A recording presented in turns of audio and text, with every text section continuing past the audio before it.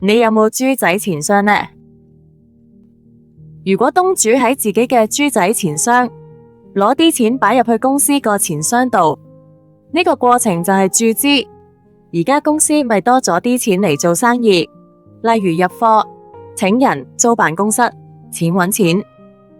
試諗下東主注資會點樣影響個會計等式？顯然資產嗰邊現金就會增加，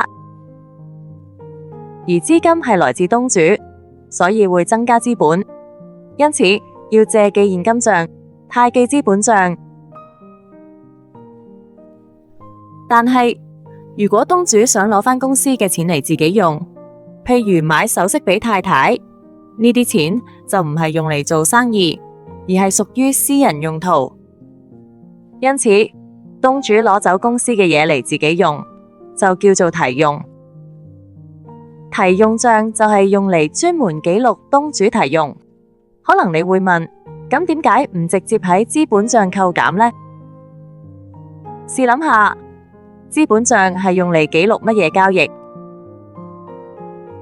其實資本賬係用嚟記錄公司同東主嘅重要交易，例如公司最初投入嘅資源、平時嘅注資同埋每年嘅賺蝕。